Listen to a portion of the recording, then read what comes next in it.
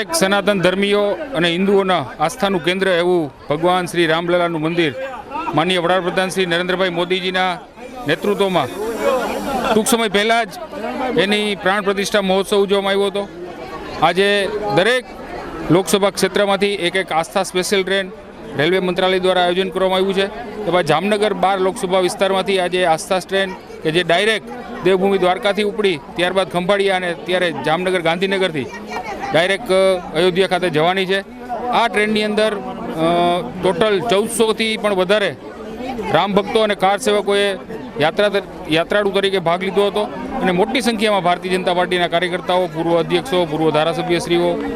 પદાધિકારીશ્રીઓ અને સંગઠનના સૌ હોદ્દેદારોએ તમામ યાત્રિકોને શુભકામનાઓ આપી હતી અને મોં મીઠા કરાવ્યા હતા।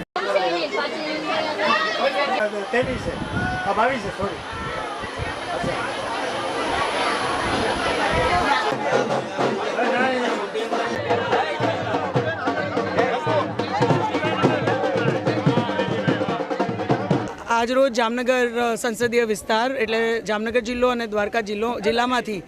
આસ્થા ટ્રેનની શરૂઆત દ્વારકાથી થઈ અને દ્વારકા, ખંભાળિયા અને જામનગર એટલે જામનગર જિલ્લાના સર્વે રામ ભક્તો અહીંથી લગભગ અત્યારના 1450 થી વધારે રામ ભક્તોએ આજે અયોધ્યાની યાત્રા માટે નીકળ્યા છે। આપણે સૌ જાણીએ છીએ આપણા માનનીય પ્રધાનમંત્રીશ્રીએ પોતાના એમના કરકમણો દ્વારા જે પ્રાણ પ્રતિષ્ઠા 22 તારીખે થઈ એમાં આખો દેશ અને આપણા રાષ્ટ્રના ઘણા એવા 500 વર્ષથી જે સંઘર્ષ કરતા હતા કે આ મંદિરનું નિર્માણ થાય, રામલલ્લાની જ્યાં એમનું જન્મસ્થાન છે ત્યાં સ્થાપના થાય, એ પોતાના જીવનકાળમાં આ કાર્યને જોઈ શકશે કે નહીં એ ઘણા લોકોને ખબર નહોતી, એ લાગતું નહોતું કે આટલું જલ્દી આવું થઈ શકે। તો આજે જે ભાવ હતો એમનો બધાનો એ એક જ ભાવ હતો કે અમારા જીવનકાળમાં આ શક્ય થયું છે અને અમે જઈ એમના સાક્ષાત્કાર જે દર્શન કરશું એ પણ એમની જીવનનો એક મોટો લાવો। ઘણા એવા અહીંયા રામ ભક્તો હતા જેમનો આખા જીવનનો એક સંકલ્પ હતો કે જે દિવસે રામ ભગવાનની સ્થાપના ત્યાં થશે, રામલલ્લાની, અને મંદિરની સ્થાપના થશે એ પછી જ અમુક કાર્ય, અમુક ટેક એવી એ લોકોએ અઘરી રાખેલી હતી।